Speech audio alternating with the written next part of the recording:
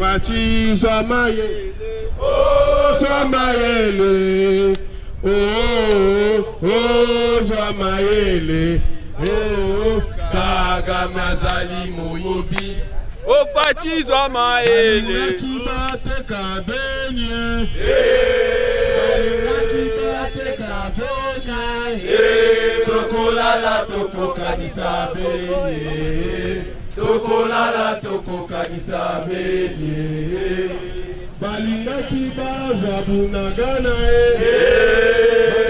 balingaki baza bunagana tokolala tokokanisa bunagana tokolala tokokanisa bunagana balingaki bateka butembo balingaki bateka butembo tokolala tokokanisa butembo tokolala tokokanisa butembo bandeko ndenge boyebi tosangani awa biso ba congolais na solidarité ya bandeko na biso oyo bazali na est ya république particulièrement na Rutshuru na Bunagana pe na est Mobimba oyo bokoyeba ke armée rwandaise oyo babatami na sima M23 pour M23 ezalaka te eza armée ya Kagame mobomi baza ko massacrer ko boma bandeko na biso esali pene ya 30 ans eza ebele bitumba oyo agression oyo ko boma ko violer ko yiba il faut esila yango toza ko interpeller bakonzi na biso toye awa pona ko interpeller ministre ya affaires étrangères tomoni yango mokonzi ya mboka président Félix ye moko a déclaré qu'alobi agresseur eza Rwanda boni toko garder ba relation diplomatique na agresseur est-ce que lelo yo Russie a attaqué Ukraine est-ce que na Ukraine ambassadeur Russie azali boni ni biso toko garder relation na Rwanda yango toye awa koyebisa bango tokata ba relation diplomatique yambo ete to banda manifestation na biso to sala cercle po tozwa minute ya silence na mémoire ya ba victime nyonso ba victime bandeko na biso o baza ko souffrir sikoyo ba soda na biso boyebi ke colonel moko akufaki lobi azali héros comment na Eric Major Eric akufaki lobi na bitumba ya Bunagana Major Eric alwaki Kinshasa ake ko bundela ekolo lelo bana ya Major Eric baza ba orphelin lelo ba ebite lobi bakolia nini bakotanga ndenge nini yango wana yambo ete to banda milulu na biso to sala cercle po tozwa minute ya silence pona ko honorer batu oyo toyeli awa bao bazali na ba chapeau a toko lancer toko longola ba chapeau na biso banso na mito to sala cercle bandeko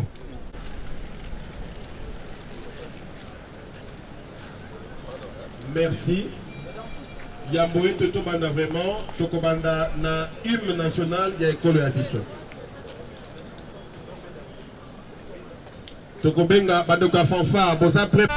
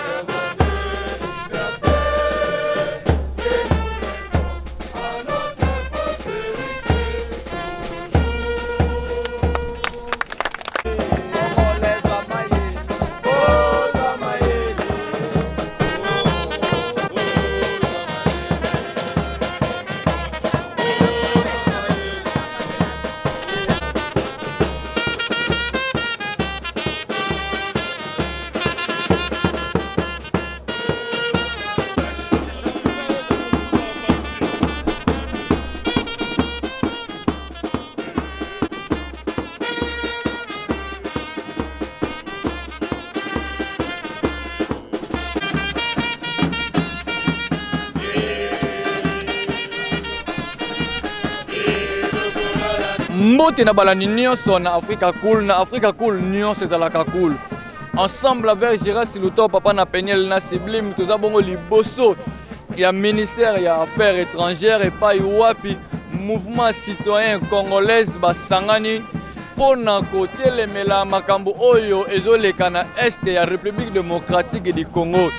Kasi biso tolobelaka bato te bango moko bakosexprimer na micro ya Africa Cool pona koloba nini oyo bango balingi pona batika kotonda awa to pe batika kotomboka boye.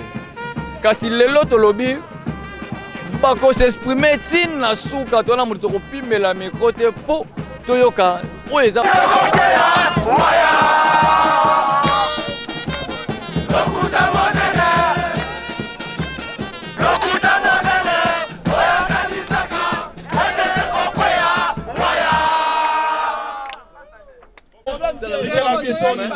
tokokota na kati te tosengi na responsable ya police oyebi biso malamu yebisa baelema na batika biso en paix bino nde bozokufa bino nde bazokata bino maboko bino nde bozotika baveuve na borphelin toye awa mpona kosoutenir bino d'abord donc bolakisa comportement moko ya bato bana posa ya aide toza kosunga nde bino yango tomisunga biso moko yango wana tosengi na bapolisier boza na comportement moko responsable et puis digne yango wana siko ero kosoleya te tozopase message eza très important message patriotique bolandaki mokonzi ya mboka na Brazzaville a nommé très clairement agresseur na biso eza Rwanda. Ministre des Affaires étrangères azalaki na etuka moko ya Afrika alobi ke agresseur na biso ezali Rwanda. Toko comprendre te boni agresseur ayebani moto azako boma bato ayebani lobby Major Eric akufaki na Bunagana atiki bana mine akufi bana batikali ba orphelin moto azako boma bango ezali Kagame na Rwanda yango ete biso lelo toye awa pona ko passer message eza très clair mobomi ya bandeko na biso moyibi ba minere na biso moto alingi akata ndambo ekolo ya biso akotisa ngo epai ya ye kombo na ye nani Kagame kombo na ye nani Kagame yango wana biso toye koluka nini toye awa pona kosenga kokata ba relation diplomatique et politique beta maboko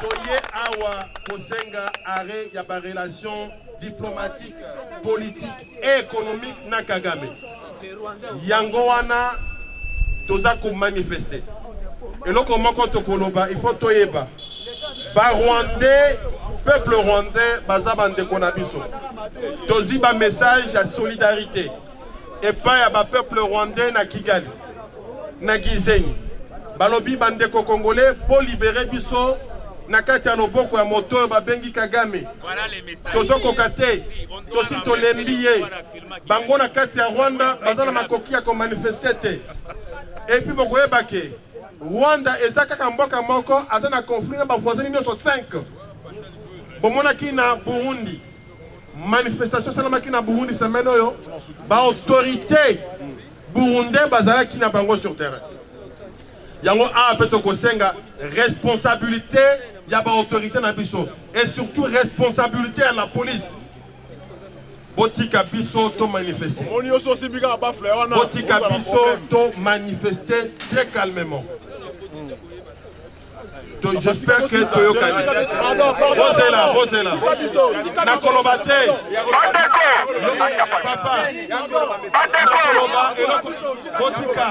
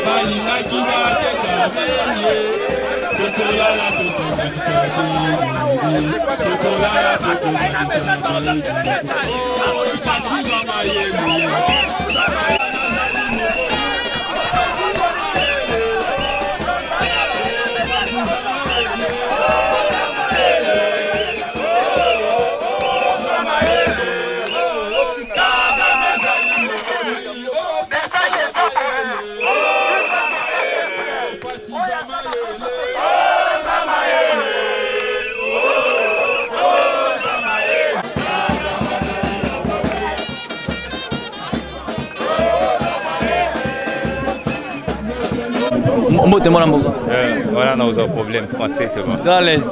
Mbote Ndeko. Moi, tout le monde est venu le bosser au ministère des Affaires étrangères. Oui, en fait, on est devant le ministère des Affaires étrangères. C'est juste pour manifester les ras-le-bol par rapport à l'agression actuellement que nous faisons face de notre voisin Rwanda. Et c'est pourquoi nous sommes là pour demander à l'autorité titulaire du ministère des Affaires étrangères, qui est M. Christophe Lutundula, de rompre les relations diplomatiques avec notre agresseur et aussi d'expulser en toute urgence l'ambassadeur rwandais. Voilà ce qui justifie notre présence devant les installations du ministère des Affaires étrangères. Et la première démarche, c'est Bossal ou bien la démarche de M. Bossala qui est déjà va. Oui. Il y a d'autres démarches Bossala qui ou bien elle bosse en Bobandio ça. Non, ça c'est la troisième manifestation que nous sommes en train d'organiser déjà dans la ville de Kinshasa. La première manifestation c'était à la gare centrale, deuxième manifestation devant l'ambassade du Rwanda et actuellement on est devant le ministère des Affaires étrangères pour exercer une pression contre nos autorités qui ont vraiment un rôle important.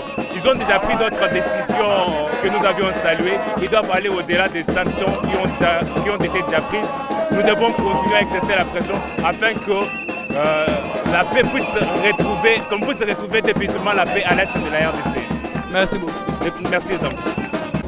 Bonjour. Moté papa. Motivation na bino ezali nini ya kozala? Papa, manifestation ezali manifestation populaire. Nazalaki de passage namoni baninga nanga ba Congolais bazali ko manifester mpona ba assassiner bangwane bazali ko maltraiter ba Congolais na kati ya Est. Yango netaka Congolais frère Congolais nazalaki na transport na Kiti mpona kosoutenir bango. Naye kosala soutien na bandeko oyo bazali ko manifester mpona kodefendre ekolo na biso. Nous sommes prêts, même biso ba civil ya kosimba manduki mpona kosala face ya barwandais. Tala na kati ya Kisangani bakangi lelo barwandais bene Kisangani seke barwandais bakomi ebele na kati ya moko na biso. Yango tozolanse opération kanga rwandais. Donc barwandais fo bazonga na moko na bango. Trop c'est trop. Toza message mpo nazopesa président Félix Tshisekedi fongola misu biso tozala besoin pesa biso minduki tobundela mboka na biso. Mboka moke lokola Rwanda ezali komaltraite biso. Papa na gana mingi. Merci beaucoup. Merci beaucoup. Merci mon amour. Kusana mbote mon amour. Mbote papa na ngai. Décision na bino ezali nini? Bon, décision na ngai lola rikoloba mpona chef de l'État M. Félix Antoine Tshisekedi ye nde décision eza boye ayeba ndenge akotambola bagénéraux baza contre ye. Il faut ayeba ndenge akochasse bango. Presque bagénéral mingi bacolonel kabati mpona pouvoir. Il faut éliminer bango. C'était barwandais tala nde tozosufri bandeko tozokufula mboka kuna toza na souci bapesa biso ordre boma rwandais tika nyoka soki ordre ekwela miti yo mboka tokosepela fort mais kongo na biso ezaka mabe soki obeti rwandais batali yo bakangi batio na boloko mpo na nini eza bongo rwandais ezoboma biso kuna na rwanda kuna siko polisi onga na beti rwandais bokokanganga mpo na nini eloko akoloba yango ya mese Antoine asala mosala toza mpona kosoutenir ye. Merci beaucoup. Oui, bonjour chef, je suis Trésor Mambou, je suis journaliste. Alors quand j'ai écouté les messages, il y a des cannabis au mouvement citoyen, pour soutenir. Vous savez, nous la presse, nous devons accompagner cette idée. Les journalistes, comme un parti politique, lorsqu'il y a un mal commis, les journalistes sont sur Congo. Donc, vous êtes pour la partie politique. Tu es d'abord de sa presse, tu as lancé un message, les journalistes. On va donc cacher l'événement. On va contribuer à l'information vraie, aux réels, aux journalistes, aux ambassadeurs. Lorsqu'on compte donc soutenir Batouana pour nous détruire Mokanabiso, je regrette beaucoup. Les messages, nous les journalistes, nous sommes des médias. faut la souder. Tu dois accompagner Mboka, quelqu'un ma parti politique qui était, et il part individuellement qui est politique. Voilà un peu le message. Merci beaucoup.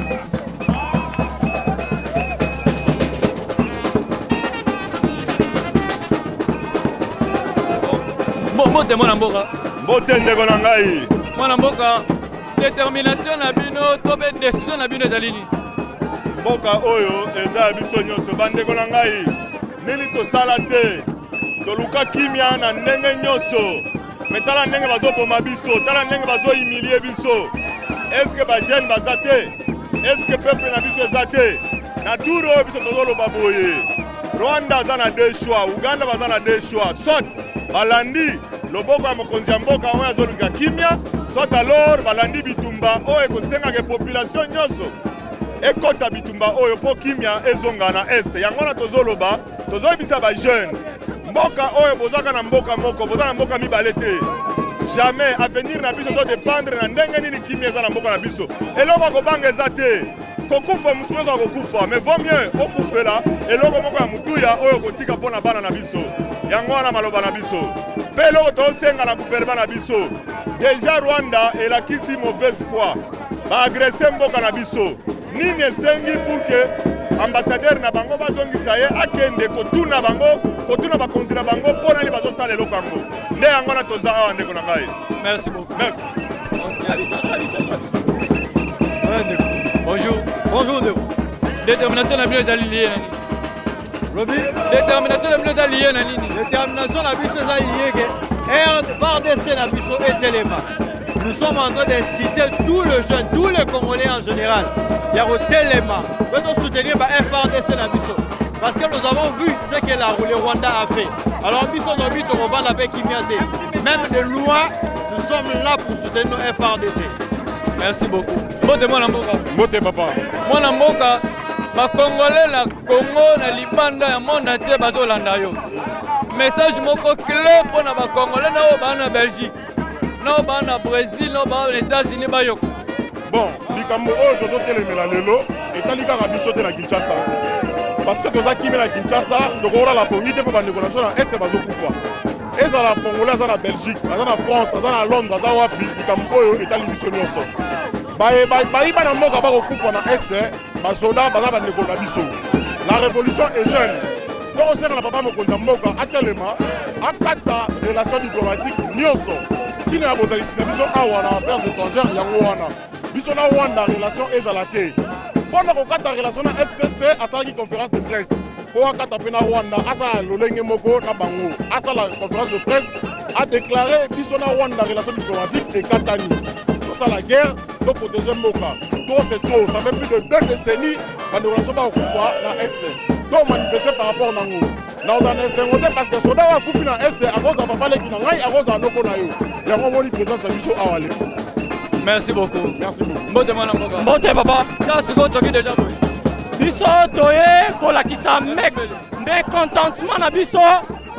Nous demandons au président de la République, en tant que les garants de bon fonctionnement des institutions, de rompre les relations diplomatiques avec le Rwanda. Et nous lui promettons notre soutien. Nous disons que nous sommes prêts pour toucher même les armes pour aller pas se battre. Nous ne pouvons pas accepter que nos frères de l'Est meurent chaque jour à cause d'un tout petit pays. Et nous disons non et nous sommes prêts. Merci beaucoup. L'objectif est de faire de Rwanda notre 27e province. Nous avons comme objectif de faire de Rwanda notre 27e province. Cette fois-ci, les Rwandais ont poussé les bouchons plus loin. Et nous allons plus dormir. Nous allons attaquer les Rwandais jusqu'à la fin. Il n'y aura pas repos, il n'y aura pas de négociation. Fini la négociation, cette fois-ci c'est l'attaque. Voilà. Merci beaucoup. Ngana zaka nelo moko na pesa message moko na lingala. Twana kanda bandeko na biso ba kufa na este et puis biso doit continuer toujours à garder batu awa. Alors biso peuple congolais au nom de tous les Congolais toloba. Twana posa Rwanda moko awa te. De la même manière bosa biso de la même manière to sala bango. Alors na senga na population pe jeune union surtout RDC atele Messi Kazali plutôt que de revendiquer. Abat le tribalisme, nous sommes le tribalisme dans le Congo et qu'on s'imbatte, le Congo restera un et indivisé. Ok, ngai na ye awa, toyo luka bitumba te. Toyende juste pour interpeller le gouvernement la biso. Toyo pour interpeller ko lakisa bango mais contentement la biso. Makambo bazo sala bande ko na biso na est du pays. Et ça mala muté to ko kyo ndima te biso awa tozo lala, tozo lia bien bande ko na biso na bana mike. Bazo sala lo kuna te bazo beta bango ba massacre leki.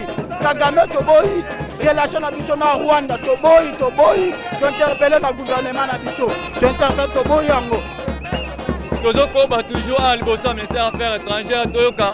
Ba Congo mani le lenga ni bango ba s'exprimer awa na micro na biso mbote mwana ngo. Mbote papa. Moi masoko ti makama.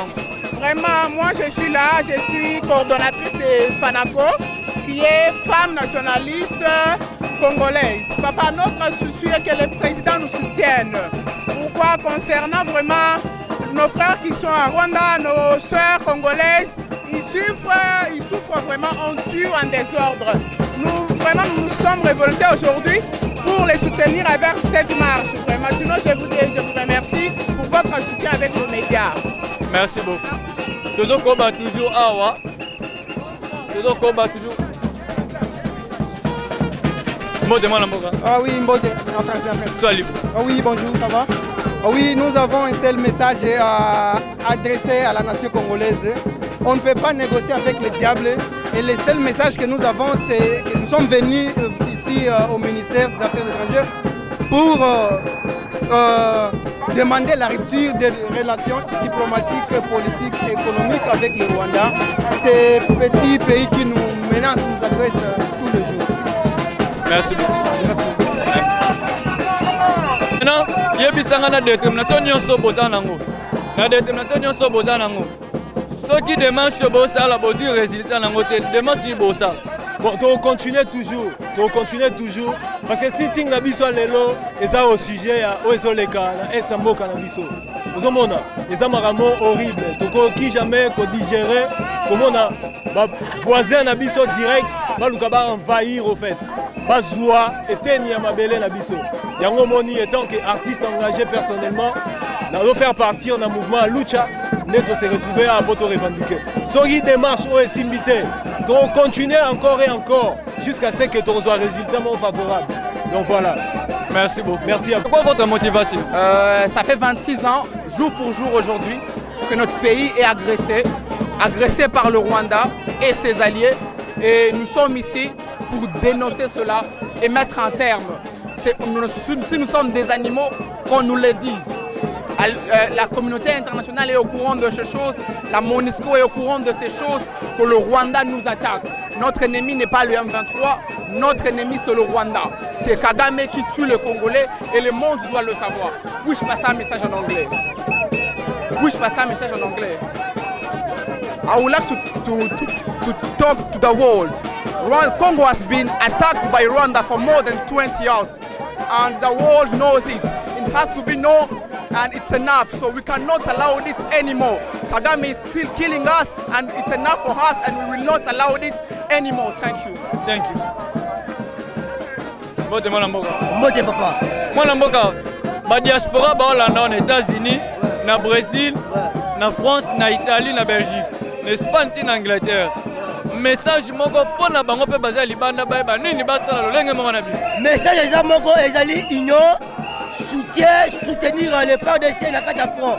Awa de biso to yebi mungwana biso na Kagame, chef de l'État, ministre des Affaires étrangères, tozo la mort d'ordre. Il fallait Kagame na Rwanda pas sibi. Il faut qu'on pini bango makasi. Kosi ya batu oba kufa likolo na bango. Yango ba c'est la mort d'ordre panani. Mort d'ordre euta et pas plein moko mboka. Pe tozi la sikoyo memo na biso e okota sikoyo. Et réponse nango que ba ina okota na Rwanda. Soto ndo botondo. Ouais, merci. Merci. Oui, Mbote. Mwana mboka ba Congolais bazolanda yo awa à travers le monde. Moral nini ozopesa ba Congolais o ba libanda Congo par rapport à Obino Bosi. Tolobi boé. O ezali kama mabele. Rien que mabele. Mabele ezala moko pi mukumba kwa tike la biso. oyo Lumumba atikela biso, oyo bakoko batikela biso. Place obino bozali, bosala le même chose biso tozosala na kati ya mboka. Oyo ba Congolais baza ba fainéant, oyo ba jeune Congolais musala na bango basi, oyo masanga bozomona biso nde toza na kati ya mboka. Tozali ko sensibiliser à tozali devant ministère Affaires étrangères.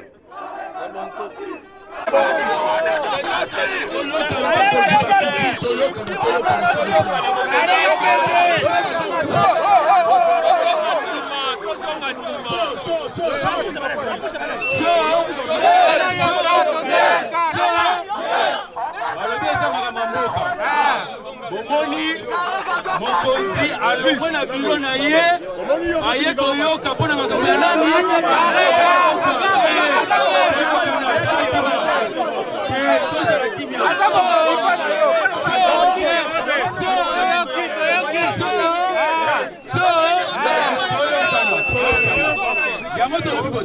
responsable abimi awa mpona koyoka biso. Alors, donc créer des conditions comme ça là que ma solo le canabien et puis to continuer activité na biso tina suka. Tozawa toye pour la kokende kozonga rapidement te to kotika là wa le temps où kosenga biso to tika là. Alors pour ça, to créer biso moko ba conditions comme ça là to à l'aise. To fongwa s'il vous plaît, to pesa maloba na vice ministre aye koyoka biso. To zonga sima s'il vous plaît.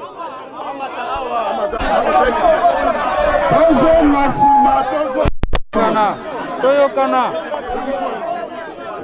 Toyokana.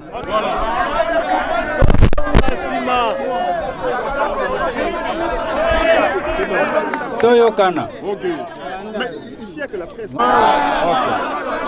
Alors, Toyokana. Toyokana. Tosepeli kotala bino awa. Donc koloba boye na mission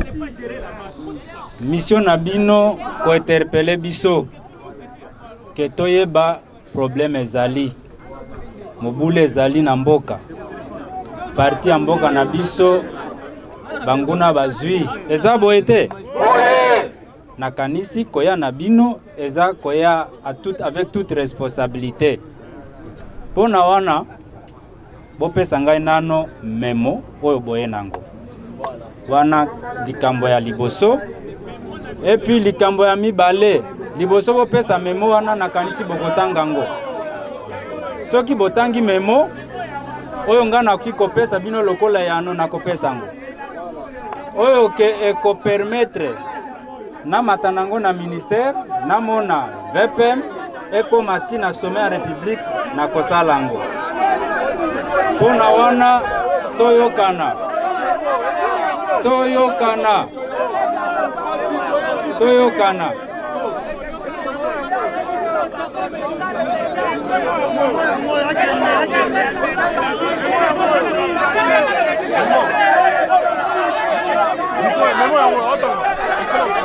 voilà, donc vous restez là, vous allez nous répondre. Toyoka, mémo yango. Non,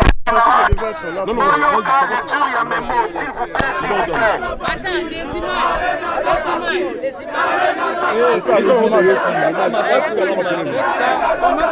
ça? Le message va. Non, il faut laisser les gens. Puis, donc continuer comme une activité na biso awati bouté okuta biso. Toyokani. Merci. Totika la kimia totanga comme mémo na biso. Et bon, on continue l'activité de la RDC. 14 juin 2022. Nous, les mouvements citoyens congolais, condamnons avec force l'occupation de Bunagana par le Rwandais avec le soutien de l'Ouganda et exigeons leur retrait sans condition. Nous sommes consternés par le silence et l'inaction du président Tshisekedi et son gouvernement et leur adressons une mise à garde sévère. Notre peuple ne va pas continuer à tolérer cette attitude. Nous exigeons ce qui suit. Au président Tshisekedi et au gouvernement congolais, la rupture immédiate de relations diplomatiques avec le Rwanda devant se matérialiser par la fermeture des ambassades du Rwanda à Kinshasa et de la RDC à Kigali.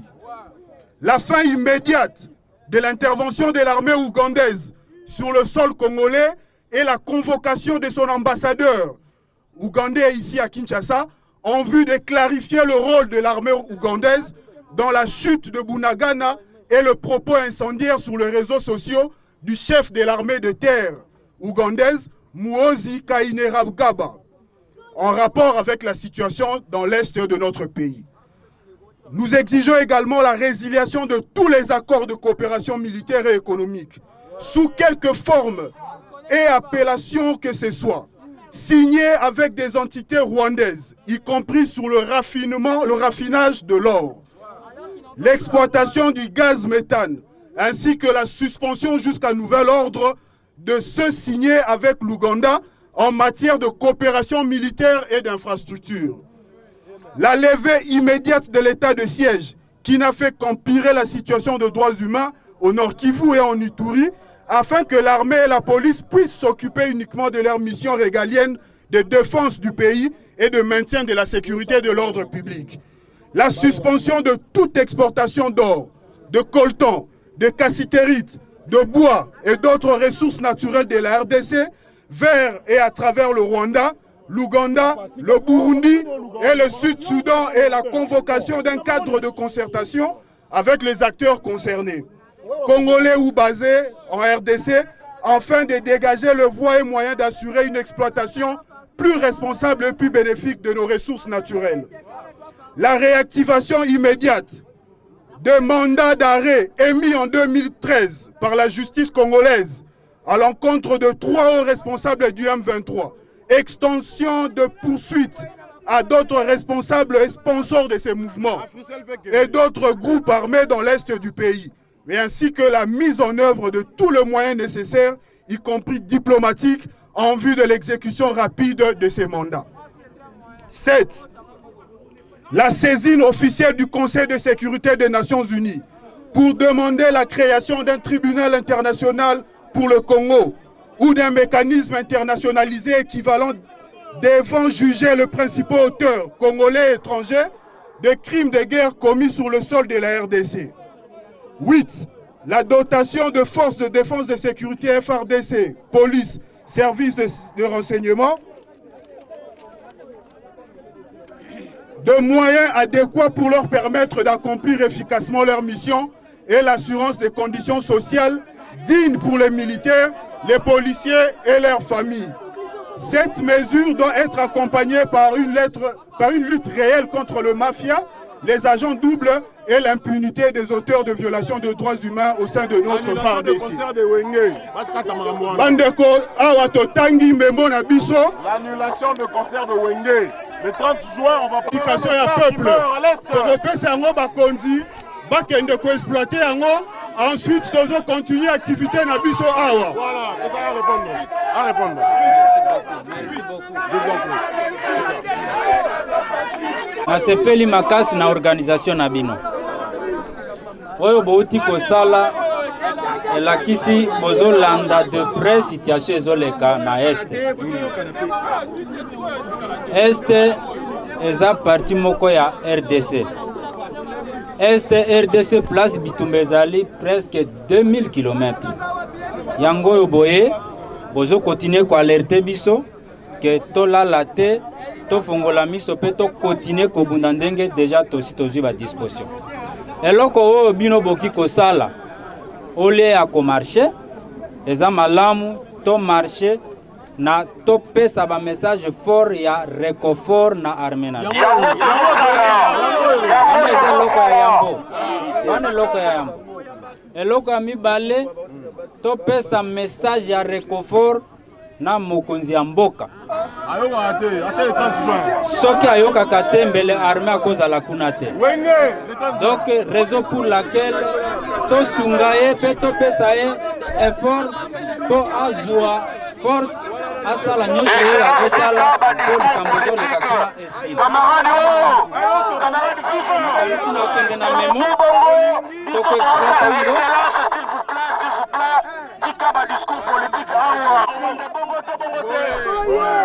yango toyoki yango tosi toyoki yango tosi toyoki yango nyonso ezali awa nazana memo tokoexploite yango. Merci. Vers le ministère, nous ne voulons pas des Karenga chez nous, qu'ils partent, qu'ils laissent le Congo tranquille. Nous ne voulons pas des Karenga ici, qu'ils se débarrassent de chez nous, qu'ils rentrent chez lui, qu'ils partent. Karenga doit partir, Karenga doit partir, Karenga doit partir, Karenga doit partir, Karenga doit partir, Karenga doit partir. Bazo Koufa, oza soute ya masolo to betela abino à chaque jour. Oza masolo ya bana ya ba Congolais ya ba 7 ans, 8 ans, ba okene classe, bazo bombarder bango. Boyebi nini? Parmi biso azo bazate. Ba message politicien, ba message diplomatique, toza na tina na ngote. Kala, toza awa pour une fois, parti politique exaté. Pour une fois, mouvement moko citoyen songolo pakala exaté. On est un peuple, on est congolais. Ceux qui m'ont conduit à Mboka na biso, azawana réellement pour nous. Ngonga koyo ke la biso yangoyo. Ça ne vaut pas la peine ya ko continuer ko dérouler tapis rouge na bato boma ba congolais. Je suis très clair. Tous un message à Bouzo Bate, tous un intellectuel, mettons makilande kozo tanga diplomatie et à la suscité. Je le dis clairement et je pense que je le dis au nom de tous les jeunes qui sont ici. Il faut rompre ma relation diplomatique na Rwanda.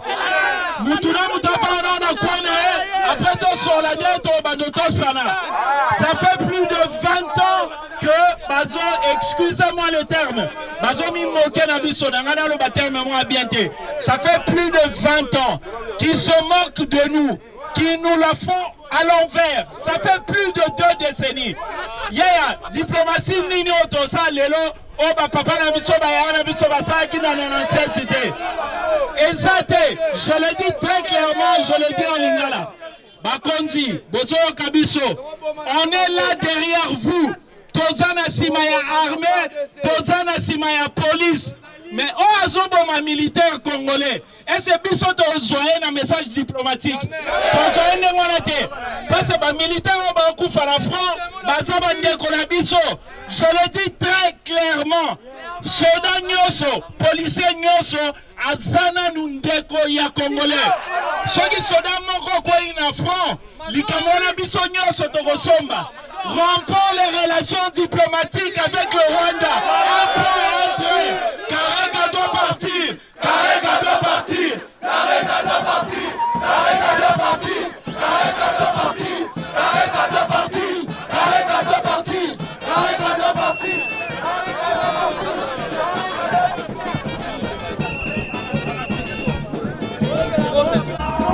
Mbote mwana mboka. Mbote mendeko. Mwana mboka na libanda ya démarche oyo soki résultat moko eza te démarche ni bokosala lisusu.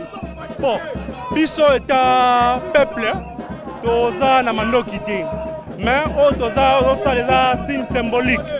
Donc soki bakonzi baboyi koyoka biso na nyonso tozosala oyo biso moko tokotambola makolo ti este na biso mpona kobunda na basoda na biso ya FARDC puis tokokɔta ti Rwanda, Uganda bango nyonso.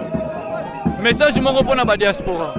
Bon, bana mboka oyo bazali bana mboka badiaspora tosengi na bango mpe basala la même chose que biso tozosala awa.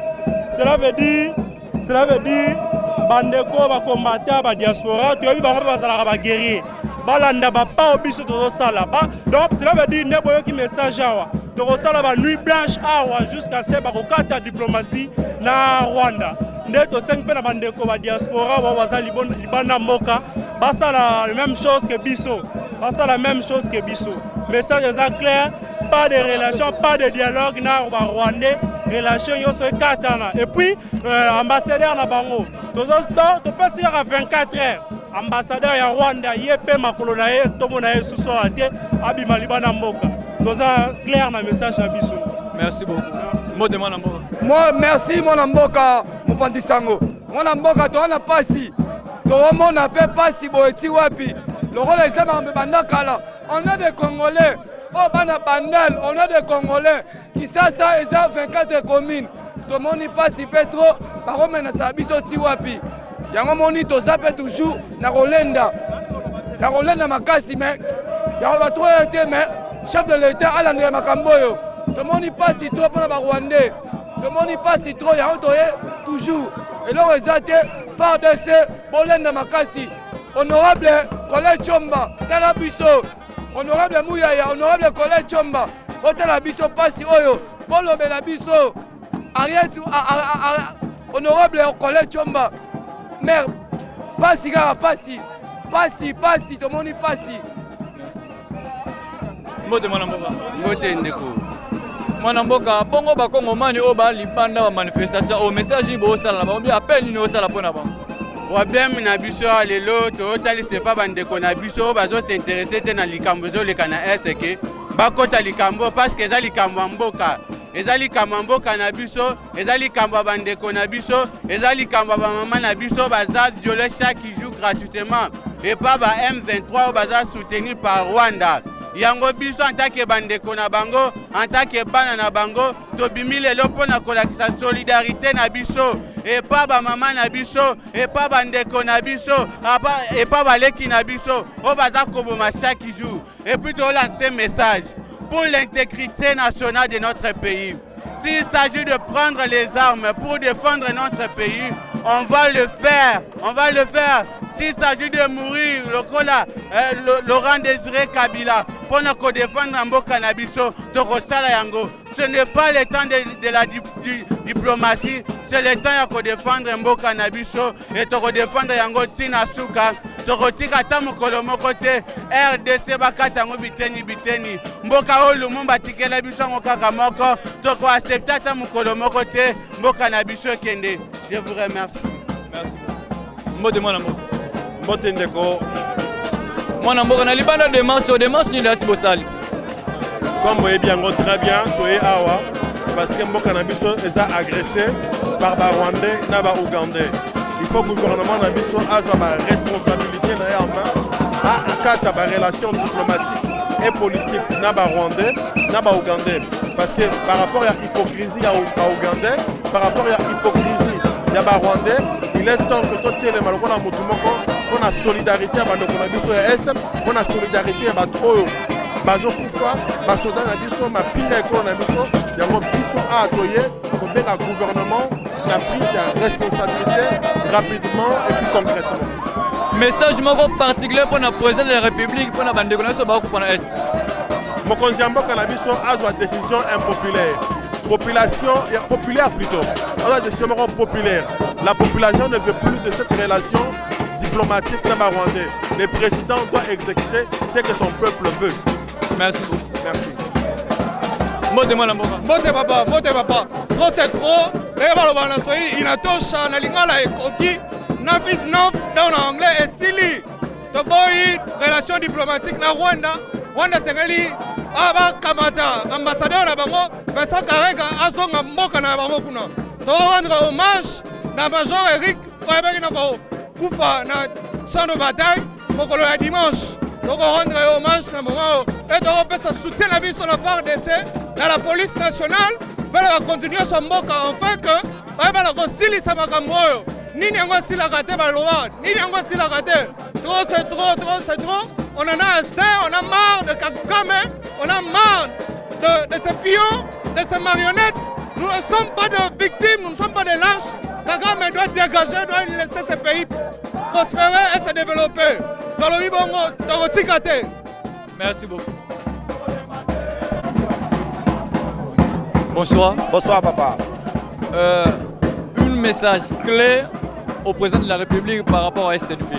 Par rapport à l'Est du pays. Merci de votre présence en ces lieux. C'est qu'on doit dire clairement, le pays traverse une situation, on va dire, chaotique. Ce qui se passe à l'Est, ça nous touche, nous qui sommes ici dans la partie ouest du pays. Alors ce que je dois dire au président de la République maintenant, parce qu'il nous suit, il doit s'adresser à la nation. En s'adressant à la nation, le chef de l'État doit dire clairement, il doit prononcer clairement que le pays est agressé et on doit prendre nos responsabilités. Et par la suite, je dirais ici que les Congolais, de partout où ils se trouvent, ils doivent désormais se comporter différemment. C'est comme ça que j'appelle le ministre également de la communication, Mouyaya, de faire une lettre adressée à toutes les entreprises de presse. Dresser une lettre à ces organes de presse pour qu'ils réservent une page spéciale par rapport à ce qui se passe à l'Est. On a comme l'impression que ce qui se passe à l'Est ne préoccupe personne, alors que le pays traverse un moment très compliqué. Et j'appelle aussi à toute la classe politique congolaise. Ce n'est ni affaire de Kabila, ce n'est pas une affaire de Tshisekedi seul, ce n'est pas une affaire de l'Union sacrée seule. C'est ce qui se passe à l'Est préoccupe toute la nation. Et j'appelle les acteurs politiques, Jean-Pierre Bemba, Moïse Katumbi, Martin Fayoulou et tous les acteurs politiques que j'ai oubliés de se ranger derrière le chef de l'État, afin que nous tous mobilisés, nous disons une fois pour toutes que le Rwanda soit bouté d'ailleurs. Et j'appelle aussi au ministre des Affaires étrangères, parce qu'il avait fait précédemment, il avait convoqué l'ambassadeur du Rwanda, il doit également convoquer celui de l'Ouganda. On doit tirer une fois pour toutes cette chose au clair. Que ce soit le Rwanda, que ce soit l'Ouganda, ces gens-là, ils doivent être boutés dehors de notre territoire. Merci. Merci beaucoup.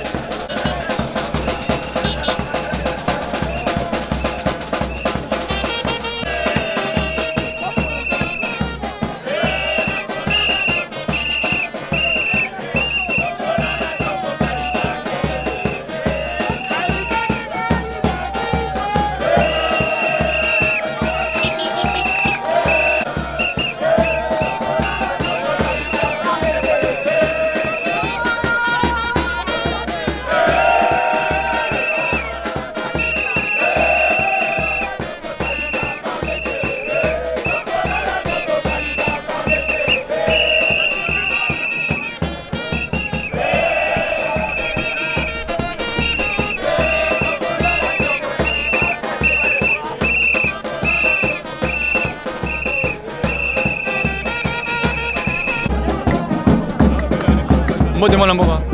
Mbote ndeko. Mwana mboka. Bazolanda yo partout à travers le monde. Message nyozo pesa ba Congolais ba na ba province, ba Congolais ba na ba pays ya Afrique, Liban, Afrique, Europe, Amérique, Asie par rapport à la situation de l'Est à pays. Alors, na ba Congolais nyonso esengeli ba yeba ete Rwanda is killing. Esengeli ba yeba ete Rwanda azoko boma. Rwanda azoko boma biso na partie est ya mboka na biso. Na ngambo ya Monyele, Rwanda ezoboma po ete bazali kopesa simbisi na bango na bambolombolo oyo ya M23 oyo bazali koatake biso bazokoboma bandeko na biso. Nde message biso toyeli awa liboso ya ministère des Affaires étrangères mpona koloba ete tolembi kozala camarade, tolembi kozala na boyokani na mboka oyo ezokobundisa biso. Rwanda ezokoboma, Rwanda ezokobundisa biso, esengeli tokata masolo tokata boyokani na Rwanda. Pe tosengi na ministère des Affaires étrangères vice-ministre auti kobima awa toyebisi ete esengeli tobenga na sikasikoyo, esengeli toyebisa Vincent Karega oyo azali motalisi ya Rwanda awa na Congo, tobenga na ye po ete mboka na ye ezokoboma biso, esengeli tozongisa ye na mboka na bango pe topesa simbisi na mapinga na biso ba FRDC esika bazokobundila mboka. Tala eloko toyeli awa lelo mpona koyebisa na bango ete relation diplomatique na Rwanda esengeli ekatana. Merci Ndeko. Merci. Vous savez que nous sommes venus encore une fois de plus ici. C'est justement une expression patriotique. Comme en fait, ça me rappelle les valeurs patriotiques qu'a la France. Vous savez qu'un Français, il est capable de descendre quelqu'un qui n'est pas de la France au nom d'un Français. D'ailleurs, ça me rappelle un jour que le débat de 2012 entre Madame Ségolène Royal et Nicolas Sarkozy. Un seul mot a suffi que Nicolas a pris l'ascension sur Madame Marine Le Pen. Parce que Madame Marine Le Pen avait dit que non, voilà, moi je vais faire tout pour la France, pour les Français. Mais Nicolas Sarkozy, quand il a pris la parole, avait dit que non, vous sentez ce que Madame a dit, elle fera tout, elle sera là pour la France. Mais moi, Nicolas Sarkozy, je serai là pour la France. En fait, les Français ont compris qu'il y avait une nuance de taille. Celui qui sera pour les Français et celui qui sera pour la France. La France, elle est construite par plusieurs agrégats sociaux. Ça veut dire que je lance un appel à toutes les forces vives de la nation, à tous les mouvements sociaux, de se ranger derrière le président de la République, Fachi Beton. Et ceux qui est venu ici, en fait, nous, la population, nous sommes venus demander la rupture diplomatique, politique, économique avec le Rwanda et l'expulsion immédiatement de l'ambassadeur Karega. On ne veut pas de Karega ici chez nous au Congo. Merci. Encore. Bonsoir. Bonsoir. C'est quoi votre détermination? Oui, notre détermination, elle est simple. Nous, étant que jeunes Congolais, parce que, vu le silence de la communauté internationale face à cette agression, nous venons ici dire, parce que quand il y a silence, nous devons faire des actions. Nous exigeons, nous demandons le retrait pur et simple de l'ambassadeur Karega ici, parce qu'il n'a plus sa place. On est déjà agressé par le Rwanda, c'est clair. Il y a des photos, il y a des images, on ne peut plus parler. Et la communauté internationale, jusqu'à là, elle est silencieuse. C'est pour cela, nous, on entame maintenant des actions pour maintenant qu'ils puissent réagir à notre demande. C'est simple. Les gens demanderont qu'est-ce qu'on est venu faire, qu'est-ce qu'on est venu faire ici. Notre demande est simple. Le départ de M. Karega, parce qu'il n'a plus sa place ici. C'est simple. Merci beaucoup. Merci. lelo soki tozali awa ezali mpona bit moko na gare centrale toannosaki lancement ya bamanifestation autour ya question ya insécurité na este toevokaki bapoint mibale ya liboso ezalaki solidarité autour ya oyo tozali awa te tosangani mpona problème moko songolo pakala entre autres il y a état de siège. Nous ne sommes pas venus ici pour la côté de l'état de siège où ils allaient déjà avancer tout geste significatif il y a pas konzi ya mboka tozali pour na exprimer solidarité na biso na FRDC diplomatique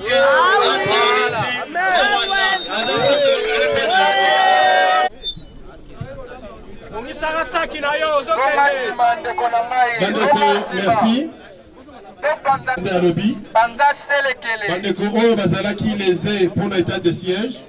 Je pense que à la manifestation, tu continues et que Karega à Kolongwa et Kolo ya biso. Sikawa to simba na loboko, to simba na boye. To sala cercle la monnaie to simba na. To zonga sima to simba na. Simba ndeko aza pembeni na yo. Simba ndeko oyo azali pangai.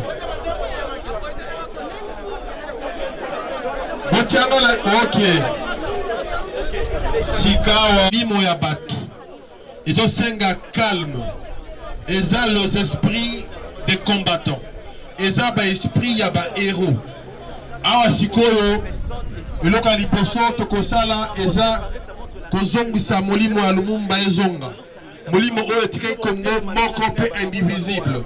Tokozongisa molimo ya Kimbangu. Tokozongisa molimo ya Luc Nkulula. Tokozongisa molimo ya Baebanso oyo bazoku ya Rossi Chimanga.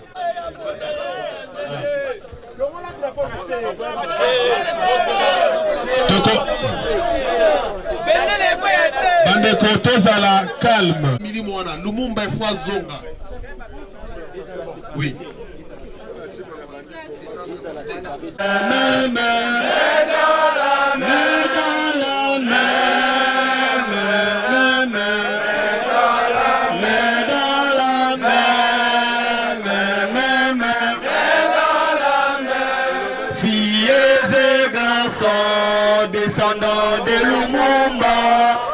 Vous êtes l'espoir du Congo nouveau. Nous fait Congo trouble même.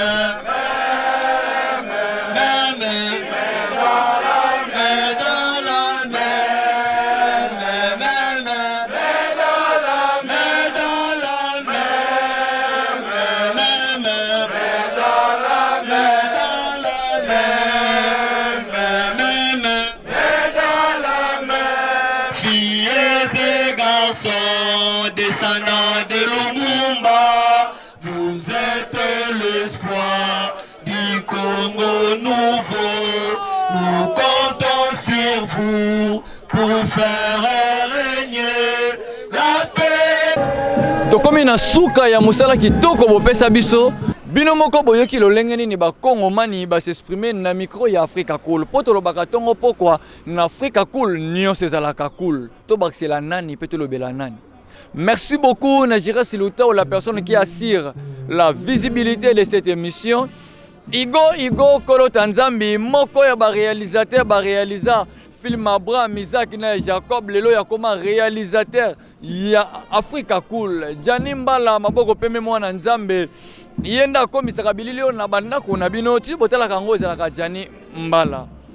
Il restera maman sociale, maman mi Thérèse. Soki tokomi boye ezali pona maman mi Thérèse. Tala ndenge tokomi. Ye mutaseli biso tokoma na Europe, Asie, Amérique pe Océanie. Émission lelo to dédié yango pa ya bangunza nyonso ya République démocratique du Congo. Yenge Kuzulu, Yenge Vantoto, Yenge Kuzulu, Yenge Vantoto. Africa Cool Télévision est une chaîne qui est en train de réunir toutes les tendances. Donc les chrétiens s'y retrouvent, les païens s'y retrouvent, les politiciens s'y retrouvent, les femmes ménagères s'y retrouvent. Donc eza eloko na biso to sepela ranango yango chaque fois son aye na Kinshasa il faut namona Africa Cool. Africa Cool et abena cool. Africa Cool. Abena cool. Le quoi cool matopi. Cool. Eza chaîne ya bien. Et puis vous êtes très rapide. Ils sont très rapide. Et la chaîne moko bako ça a bien confiance. En tout cas, nazo senga na bato oyo nanu ba souscrire te bazwa. Donc, ils ont vraiment net oyo balo bakaki buka lelo, lamba lelo, lia lelo. Vous voulez le Congo pour que le Congo devienne cool, pour suivre les cool analyses, alors revenez et abonnez-vous massivement. Bobozana moana. Massivement. Africa Cool, c'est la destination de prédilection pour une communication optimale. Longo Dianabino Mama. Et au monde de la chaîne, impartial. Et le rôle de Babino, vous méritez le soutien de la population ainsi que des institutions compétentes. Africa Cool Télévision est une chaîne qui est en train de réunir toutes les tendances. Donc les chrétiens s'y retrouvent, les païens s'y retrouvent, les politiciens s'y retrouvent, les femmes ménagères s'y retrouvent. Donc eza eloko na biso to sepela ranango yango chaque fois son aye na Kinshasa il faut namona Africa Cool. Africa Cool. Et abena cool. Africa Cool. Abena cool. Le quoi cool matopi. Cool. Et la chaîne est bien. Et puis vous êtes très rapide.